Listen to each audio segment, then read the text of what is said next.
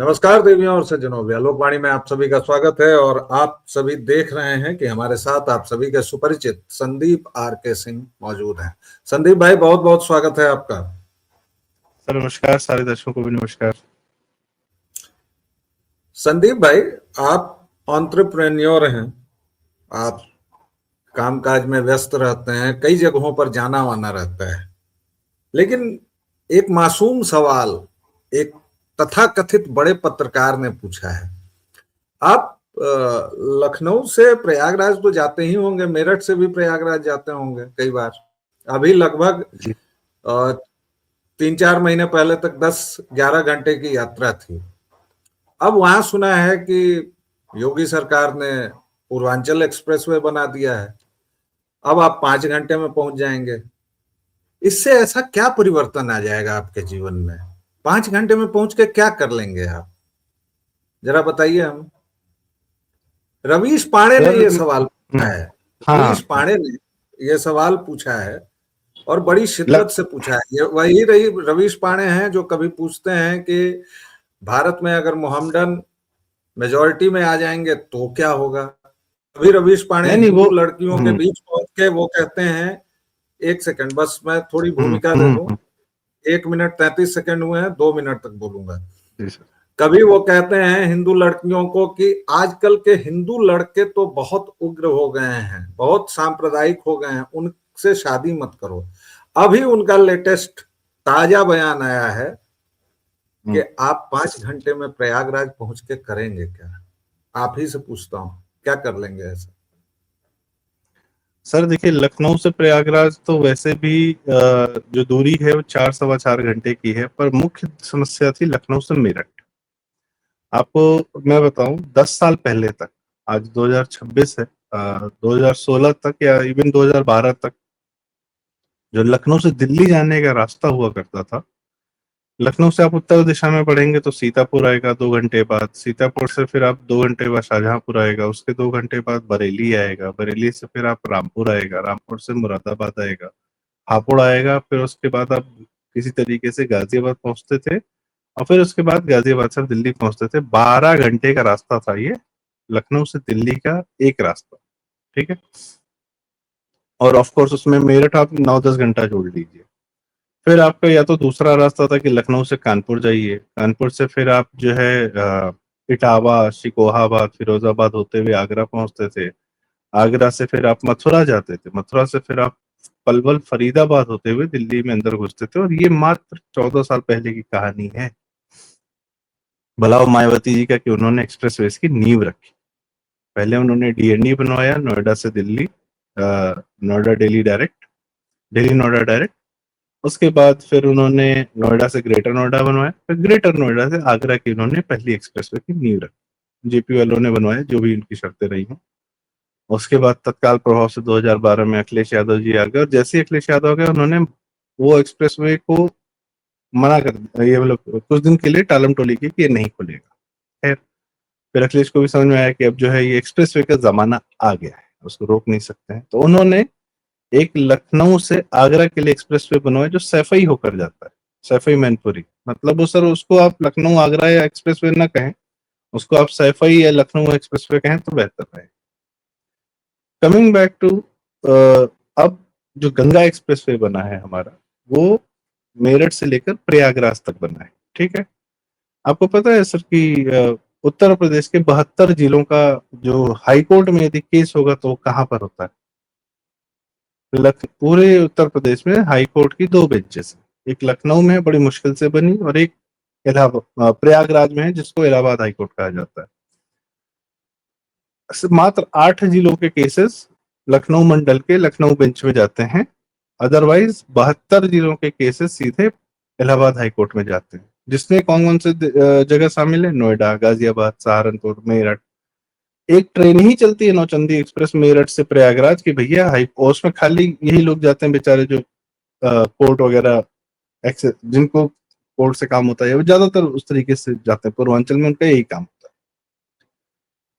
है। इस एक्सप्रेसवे के बनने से कम रवीश कुमार को तो पता होना चाहिए कि उनके जिस सोसाइटी में नोएडा गाजियाबाद में रहते हैं, वहां पर यदि किसी का हाईकोर्ट में केस फंसता होगा तो भाई साहब उनको भी सहूलियत हो जाएगी कि सीधे वहां से दिल्ली से एक्सप्रेसवे पकड़ के मेरठ, मेरठ से सीधे एक्सप्रेसवे पकड़ के प्रयागराज। समस्या ये नहीं है कि आप म्यूट है सर। रवीश पांडे तो कह देंगे कि आपको लड़ना क्यों है, झगड़ना क्यों, मोहब्बत की दुकान खोलिए, विशधर राहुल के साथ जाइए, काहे लड़ना चाइना है हो भाई। जाइए, चाइना हो जाइए सर, हाँ मैगी से ले आइए बिल्कुल। जो मर्जी। उत्तर प्रदेश को इतनी सख्त मैं ये सारी भूमिका इसलिए बता रहा हूँ क्योंकि उत्तर प्रदेश को इस एक्सप्रेसवे की सख्त आवश्यकता थी। अभी पश्चिमांचल जो है वो हमेशा से कहता रहा है कृपया हमको एक हाईकोर्ट की बेंच हमें पश्चिम में दे दीजिए भाई साहब, हमें पूर्व नहीं जाना। पर बहुत बड़ी समस्या बात सिर्फ हाईकोर्ट के बेंच की नहीं, बीच में पड़ता है अभी इसका जो पूरा रूट है। अभी आपने महाकुंभ देखा, महाकुंभ में कितने लोग आए, करीब करीब 60 करोड़ लोग। कहाँ पहुंचे, कौन से जिला शहर में पहुंचे थे, प्रयागराज। लखनऊ से प्रयागराज के पूरे 4 लेन को 6 लेन किया गया था। लखनऊ से रायबरेली, रायबरेली से जो रोड है प्रयागराज तक की उसको 6 lane, almost like state expressway बनाया गया है। तभी जनता पहुंच पाई है, जो लाखों गाड़ियां लेके लोग निकले थे। और जो जनता यहाँ आई अपनी गाड़ियों से, वो फिर वापस जाके बोली नहीं रास्ता बहुत बढ़िया है, जाइए जाइए कुंभ नहाइए, संगम में हो आइए। क्यों, रास्ता बहुत बढ़िया है।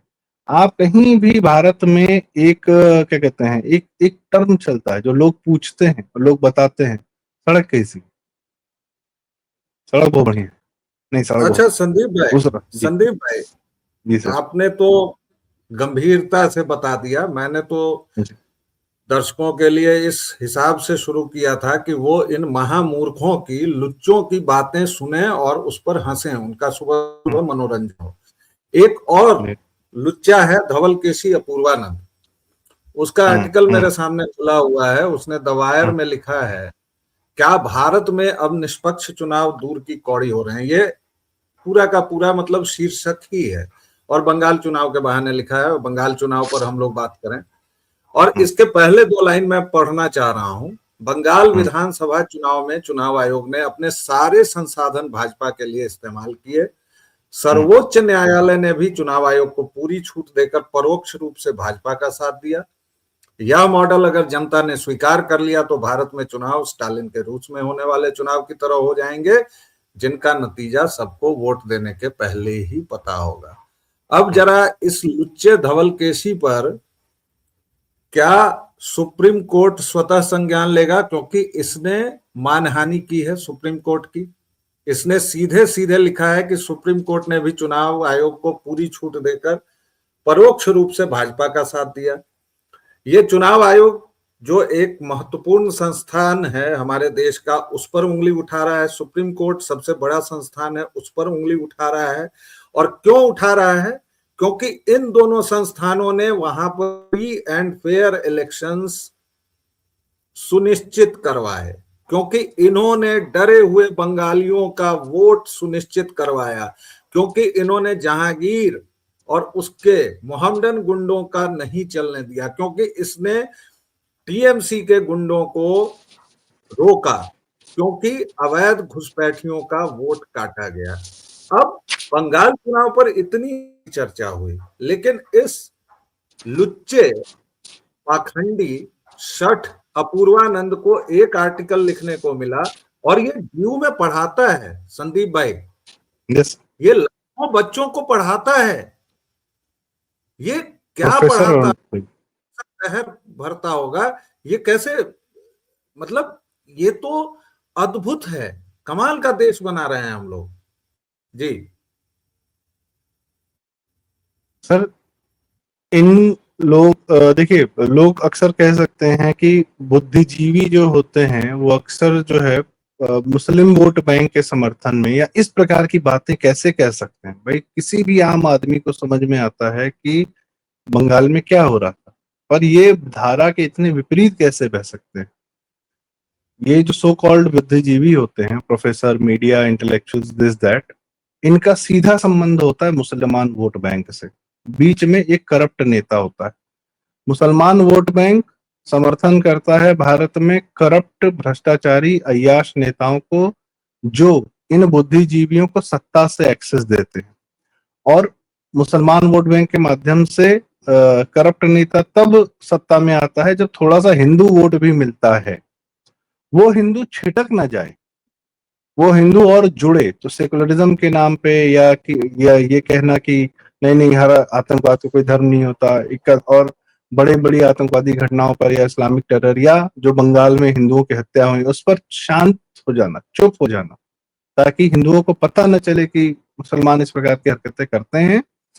ये इनका काम है कवर फायर देने का, इन बुद्धिजीवियों का, इन प्रोफेसर्स का। और ये जाहिर सी बात है एनजीओ बना के बाहर से फंडेड भी होते हैं। बाहर वालों का क्या इंटरेस्ट है? बाहर वालों का भी इंटरेस्ट है कि यही भ्रष्टाचारी अखिलेश, राहुल केजरीवाल और तेजस्वी टाइप के वो लोग सत्ता में रह सकें शीर्ष पर, जिसको नियंत्रित किया जा सके, जिससे अपना काम कराया जा सके। भाई नेहरू क्या था? नेहरू ने किसका काम किया? ब्रिटिशर्स का ही तो काम किया। अब वो एडवीना के चक्कर में किया कि किसी और के चक्कर में किया कि पता नहीं किस चक्कर में किया, या उसी मानसिकता से रहकर किया, पर किया उसने भाई। और उसका भी समर्थन मुसलमान वोट बैंक ने भरपूर किया। पाकिस्तान लेने के बाद भाई किससे लड़े पाकिस्तान लेने के लिए? कांग्रेस से। कांग्रेस का नेता कौन? नेहरू। तो 47 के जस्ट बाद किसके समर्थन में आ गए? नेहरू के। तो ये करना क्या है? सत्ता में रहना है। ये मुसलमान वोट बैंक का जो वीटो था, या इसका जो एकदम दंभ था, वर्चस्व था, वह हिंदुओं ने एकत्रित होकर और एक अपने सशक्त नेतृत्व को चुनकर, जिसका भारत भूमि से ही नहीं, भारत की सभ्यता से भी कमिटमेंट है। ये लोग सेकुलरिज्म और संविधान की बात करते हैं, मुझे तो संविधान का हमारे भारत के 10,000 साल के इतिहास से, सभ्यता से कोई कमिटमेंट दिखता ही नहीं है। पर जिन लोगों का है, जिस समाज का है, उनको कौन वोट कर रहा है? उनको हिंदू वोट कर रहा है। जिसके जिसके माँ बाप पूर्वजों ने बड़ी मुश्किल से कितने बलिदान देकर अपने आप को हिंदू रखा। तो ये बुद्धिजीवी लोग जो ज्ञान दे रहे हैं, ये है कि भैया यार घटिया आदमी ममता बनर्जी, अभिषेक बनर्जी टाइप के, या इनके बच्चे, इनके अय्याज बच्चे, लीचड़ से लीचड़ लोग जो है सत्ता में बने रहे, यही इनके काम आते हैं। इनको एक्सेस देते हैं, इनको सरकारी फंड्स देते हैं, या सम्मान देते हैं। एक्सेस मिल गया तो भाई सम्मान भी हो गया, और काम भी करा लिया, कितना पैसा बना लिया कौन जानता है। तो ये जो अपूर्वानंद है, ये इसका समस्या इन सबकी ये है कि मुसलमान का वोट बैंक का वीटो खत्म हो रहा है, और दूसरा उनके अत्याचार को भी छिपा नहीं पा रहे, सोशल मीडिया पर हो या मीडिया पर हो। अब जैसे कल ही परसों एक टीवी चैनल के एक भाई साहब जो है दिल्ली पहुंचे, बंगाल में काफी दिनों ने रिपोर्टिंग की, वो दिल्ली पहुंचे, माहौल बताते रहते हैं वो। और अक्सर वो भी वामपंथी मीडिया के ही नौकर हैं। पर एक चितरंजन पार्क, जो कि दिल्ली में बंगाल का मतलब बंगालियों का एक पूरा गढ़ है, तो वहां वो गए और एक महिला से बात करने लगे। तो महिला ने कहा कि मेरी बहन गई है बीजेपी को वोट करने। तो बोले, इन्होंने कहा कि आपको बीजेपी ने भेजा है क्या यहाँ से? तो बोले बीजेपी ने भेजा हमको, हम खुद गया है। क्यों गया है? मेरे भाई को मार दिया था टीएमसी वालों ने, और मेरी माँ मेरे भाई के जाने के बाद दुख में मर गई। और बोलते बोलते वो रो गई। और ये कितनों का सच है, इस सच को छुपाने का कार्य ये प्रोफेसर अपूर्वानंद झा और रवीश कुमार जैसे घटिया लोग करते हैं, बिहार को लेके भी करते रहे जी। इतना ही नहीं, इतना ही नहीं, ये लोग ऐसे हैं कि अब मैं खुद बिहारी होने के बाद एक बड़ा ही विवादित स्टेटमेंट देने जा रहा हूं। हालांकि मैं इतना बड़ा आदमी नहीं हूं तो बहुत विवाद नहीं होगा। ये बिहारी जो बाहर निकल जाते हैं, जो अपने यहाँ के कीचड़ को छोड़कर और थोड़ा बहुत इनके हिसाब से पढ़ लिख जाते हैं, मतलब डीयू में पढ़ लिए, जेएनयू में पढ़ लिए, इनको एक बीमारी है। इनको बीमारी क्या है कि हम सबसे अलहदा हैं, सबसे काबिल हैं। ये संदेश खाली भूल जाएंगे, ये जहांगीर भूल जाएंगे, ये आरजी कर की चर्चा नहीं करेंगे, ये ममता बानो के तमाम घुसपैठियों की चर्चा नहीं करेंगे। कोलकाता को जिस तरह का शिट होल ममता बनर्जी ने बनाया है, कोलकाता जिस तरह गंदगी और झुग्गियों में लिपथड़ा हुआ है, वहां आप बच्चियों के साथ जो हो रहा है, हर एक खंभे पर बच्चियों के नंबर हैं, बच्चियों की उपलब्धता है, इन सब पर कोई बात नहीं होगी। और पता नहीं किस बांग्ला, सोनार बांग्ला की बात करते हैं। तो ये तो खैर चलिए, ये रवीश कुमार, मैं हर्राफा को भी बिहारी में ही गिन लेता हूं, क्योंकि ये बिहारी एक मानसिकता है, ये खास तौर से, और मुझे इससे बहुत ही ज्यादा दिक्कत होती है। अब हर्राफा है, वो माइक लेके कौन नहीं जानता है कि तौहीन बाग और उसके पहले से भी वो जिहाद कर रही है। लेकिन फिर से वही प्यारा सा सवाल, 12 वर्षों से राष्ट्रवादी सरकार क्या कर रही है? कम से कम इनकी जुबान क्यों नहीं बंद की जा रही है? कम से कम अपूर्वानंद, जिसका मोबाइल जब्त हुआ है, जिसको 5-5 घंटे 6-6 घंटे बिठा के दिल्ली के हिंदू विरोधी दंगों में मास्टरमाइंड तक माना गया, पूछताछ हुई, वो अभी अपनी नौकरी में कैसे है? उसको क्यों नहीं हटाया गया? रवीश पांडे की जुबान क्यों नहीं कतरी गई? भाई फिगरेटिवली बोल रहा हूं दर्शकों श्रोताओं, इसको कट करके मत चला देना। मत, इन लोगों पर लगाम क्यों नहीं कस पा रही है सरकार? और नैरेटिव के वॉर में तो बिल्कुल ही लगता है कि लस्त पस्त होके पड़ी हुई है। किसी को कुछ भी मन में आ रहा है, बोल रहा है, जा रहा है, और सरकार कुछ नहीं कर पा रही है। सर अभी भारत के अंदर वाले धुरंधरों को फ्री हैंड नहीं मिला है।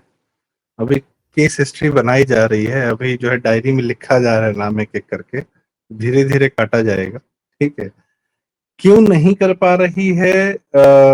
एक मोहम्मद जुबैर को पकड़ा गया था, वो सुप्रीम कोर्ट के हमारे जज साहब थे, वो भी इन्हीं गैंग का है। वो झूठी बोलता है, क्लिप काटता है। हमारी बहन नूपुर शर्मा जी का के साथ क्या कर रखा है, उनका पूरा जीवन खतरे में डाल रखा है। भारत को कतर से लड़ा भिड़ा रहा था, कतर देश से, कि भारतीय गैस बंद हो जाए। और वह बेंगलोर में रहते, सबको पता है। और हमारा मल्लिकार्जुन खड़गे, कांग्रेस के हेड का लड़का, क्या नाम है उसका, प्रियंक खड़गे, वो मोहम्मद जुबैर के ट्वीट के नीचे बोलता है ओके बॉस, ओके चीफ। ठीक है, उस लेवल का मोहम्मद जुबैर, जो झूठ बोलता रहता है प्रतीक सिन्हा के साथ बैठ के। ऑल्टर न्यूज नाम का एक फैक्ट फैक्ट के चेक के नाम पे झूठे ही बोलना है। उसको यूपी पुलिस ने गिरफ्तार किया था तो सुप्रीम कोर्ट में उसकी जमानत लेने लोग पहुंच गए थे। और हमारे चंद्रचूड़ साहब ने कहा था कि इसको जमानत दीजिए और मेक श्योर कि ये शाम के 6 बजे तक छूट जाए, एक रात रख मत लेना इसको। एक रात की बात थी बस, एक रात तो बनता था यूपी पुलिस के हाथ में उसका होना। नहीं, आज हेमंत बिश्व शर्मा ने कहा पवन खेड़ा का पेड़ा बनाऊंगा, कस के मैं उसको दूंगा। क्या किया सुप्रीम कोर्ट ने उस पवन खेड़ा को? हाईकोर्ट ने जमानत की याचिका रद्द की तो सुप्रीम कोर्ट ने जमानत दे दी उसको। जब बदतमीजों, झूठ बोलने वालों, प्राइमा फेसी झूठ बोलने वालों को इस, भाई सुप्रीम कोर्ट का तो ये चल रहा है कि भैया कितने गुनाहगार छूट जाएं, कोई दिक्कत नहीं है, पता नहीं, और बेगुनाह इनके यहाँ तड़पते रहे, फंसते रहे, केस में पड़े रहे। मतलब ये इन लोग का जो एक नहीं होता तमगा कि 100 गुनाहगार छूट जाए, एक बेगुनाह को फांसी नहीं होनी चाहिए। अरे भाई उल्टा कर लो यार, 100 बेगुनाह फंसा दो, लेकिन गुनाहगार मत छोड़ो, कतई मत छोड़ो। लेकिन आप ये सोचिए किस किस किस व्यवस्था के अंतर्गत आप इनका इलाज करेंगे? कानून ही तो है आपके बेगुनाह को पास। ये बेगुनाह को ये छोड़ देते हैं, ये विष्णु तिवारी को छोड़ते नहीं है, जो 20 साल तक बेचारा रेप के झूठे मामले में अपनी पूरी जवानी वो गलाकर बाहर आता। जुडिशरी, फिर मैं जुडिशरी की बात अलग हो कोर्ट रही है, पर आपने चूंकि कोर्ट सवा पर अलग सवा चर्चा करेंगे, अलग हाँ, चर्चा करेंगे, मैं उस पर एक क्या कह रहा अलग हूँ, वहां से इनको जितने नाम आपने लिए हैं वहां से इनको बैकिंग मिलती है। वो बिना बैकिंग के इस तरीके से अपनी हरकतें नहीं कर रहे। वो जो झूठ बोल रहे हैं, वो जो भी कर रहे हैं, वो इसी कारण से कर रहे हैं क्योंकि उनको कोर्ट से बैकिंग। भाई हमारी पूरी व्यवस्था में एक न्यायपालिका नाम का तीसरा टांग भी तो है ना, उनको तो कोर्ट से ये भी उसकी बैकिंग से करते हैं।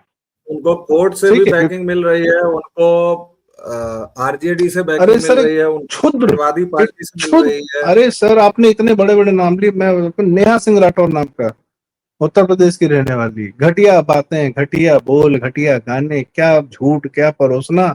अखिलेश बगल में खड़ा कर लेते हैं, कपिल सिब्बल ले जाके सुप्रीम कोर्ट में जमानत ले आते हैं। क्या करेंगे आप? कहां से पकड़ लेंगे? क्या करेंगे? आपका एक हाथ पीछे बांधकर आपसे कहा जा रहा है कि वो लड़ाई लड़ो, इन घटिया लोगों से लड़ाई लड़ो जाओ। जी हाँ, दर्शकों इसीलिए मैंने जानबूझकर कहा कि मैंने अभी ये बात धुरंधरों को कहा था। अल्टीमेट इलाज तो धुरंधर ही है, लेकिन अभी जो है फ्री हैंड नहीं मिला है। तो और मैंने सबसे मेन बात ये है ना, कि जी, जी, सबसे मेन बात यह है जी सर जी। कि दिशा मीडिया की चेंज हो रही है, यह सोशल मीडिया के आने से या आपके प्रयास से, या बहुत लोग हैं इस तरीके से यूट्यूब पर या कहीं भी कार्य करते रहते हैं, नैरेटिव काउंटर करते रहते हैं, जिसका नोटिस इन लोगों को लेना पड़ता है।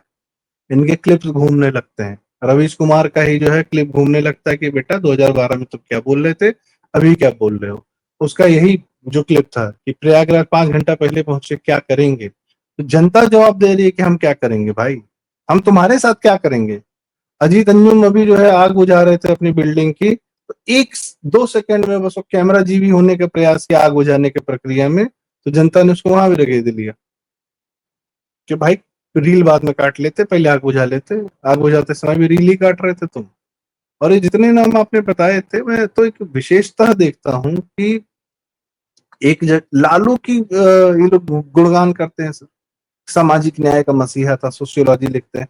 अब इनके लेखन पे आप क्या कर लेंगे। लेखन का जवाब लेखन से ही होता है, कुछ काम सरकारों का नहीं होता है, कुछ काम समाज का अपना होता है। जब वो अपना देख भाई आप क्या कर रहे हैं, हम क्या कर रहे हैं, हम समाज के हिस्से हैं, हम क्यों बैठे, हम क्यों बात कर रहे हैं, या हम क्यों प्रयास करते हैं हर दिन कुछ कहने का, छोटा मोटा जैसा भी प्रयास करते हैं, करते तो हैं, हम भी गिलहरियां हैं। हमें भी पता है सारे काम समाज मोदी योगी नहीं कर पाएंगे, कुछ हमें भी करना होगा, क्योंकि वो जो कर रहे हैं वो हमारे लिए कर रहे हैं। कम से कम खिलाफ तो नहीं खड़े, हिंदू सभ्यता का उत्थान हो रहा है तो हमारा भी तो कुछ योगदान हो। प्रयासरत है, हाँ। मेन स्ट्रीम मीडिया की रीच बहुत ज्यादा है, उस लेवल पर भी होना चाहिए, मैं ये बिल्कुल मानता हूँ, आपकी बात बिल्कुल सत्य है।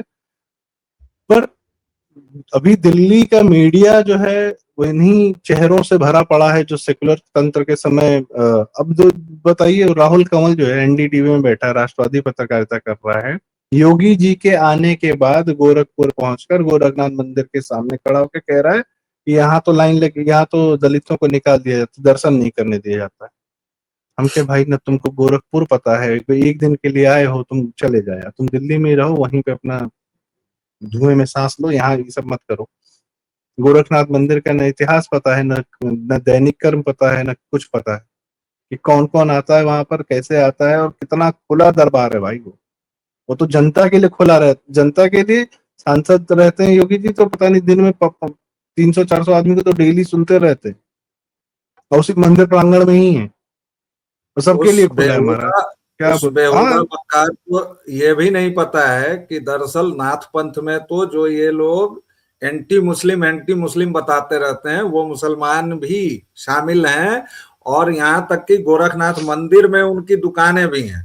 अस्तु, दर्शकों श्रोताओं, जानबूझकर ये बात छेड़ी, और संदीप ब्रो से मैंने इसीलिए पूछा कि सरकार क्या कर रही है, क्योंकि देखिए सरकार के जो काम हैं उनमें सरकार क्या कर रही है उसको चुने, उसको समझें। जैसे आर्थिक मोर्चे पर क्या हो रहा है, लॉ एंड ऑर्डर के मसले पर क्या हो रहा है, विदेश नीति में क्या हो रहा है, इन सब पर उसको आंकिए। लेकिन जैसा कि संदीप भाई ने कहा, कुछ काम आपके भी हैं। जब आप रवीश जैसों को हड़काते हैं, जब आप आरफा जैसों पर जूते चप्पल बरसाते हैं, तब इन लोगों का मिजाज ठिकाने आता है। हर एक काम सर एक सरकार के जरूरी बात, बता सकता है रवीश जी। और आरफा और जितने नाम आपने लिए, इनके पास तो अभी कोई सत्ता है नहीं। जी ये तो अपनी किसी सरकार या अपने कांग्रेसियों से तो नहीं बोल रहे हैं कि तुम क्या कर रहे हो। ये तो अपनी राइट। दिशा में अपनी धारा में लगे हुए हैं ना। ये तो अपना कार्य अपने हिसाब से जितना यूट्यूब चैनल पे ही कर रहा है ना, कुछ भी कर रहा है, चाहे फॉरेन से फंडिंग लेके कर रहा है, चाहे किसी बैकिंग से कर रहा है, पर इसकी सरकार तो नहीं झूठ है ना। बोल रहे हैं तो ये बोल रहे हैं, झूठ लगातार बोल रहे हैं, लगातार इनकी फैक्ट्री में उत्पादन हो रहा है, और यही बात गौर करने की है। ये जो बात संदीप जी कह रहे हैं, ये बात बहुत गौर करने की है दर्शकों श्रोताओं। और ये एक सीरीज पतित पत्रकारों की, बेहुदा बुद्धिजीवियों की अब से शुरू कर रहे हैं। बंगाल चुनाव के बहाने इस पर पहली बार बातचीत की है। वैसे लगातार हम लोग लिखते रहे हैं, पढ़ते रहे हैं। पतित पत्रकार नाम से एक सीरीज है फेसबुक पर, अगर आप जाएंगे, फेसबुक का मेरा डिस्क्रिप्शन में दिया हुआ है, तो उस पर पतित पत्रकारों की एक पूरी श्रृंखला मिलेगी, जिसमें करीबन 1 दशक का इन लोगों का पाखंड और पाप लिखा हुआ है। वह अब धीरे धीरे यूट्यूब पर भी उजागर करूंगा। यूट्यूब की एक सीमा होती है समय की, इसलिए इसको कई श्रृंखलाओं में मुझे बात करनी होगी। कभी संदीप भाई बात करेंगे, कभी कोई और बात करेंगे, कभी मैं बात करूंगा। लेकिन ये श्रृंखला जारी रहेगी। आपको अगर ये अंक थोड़ा भी पसंद आया हो तो इसको आगे बढ़ाइएगा। व्यालोक वाणी को आप जितना स्नेह और प्रेम देते रहे हैं, प्लीज देते रहिए। मेरा दूसरा ठिकाना या पहला ठिकाना आपको पता ही है, प्रारब्ध।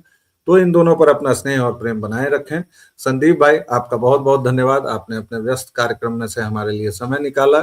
दर्शकों श्रोताओं, एक छोटे से विराम के बाद फिर मिलेंगे। तब तक के लिए जय जय सिया राम। जय श्री राम।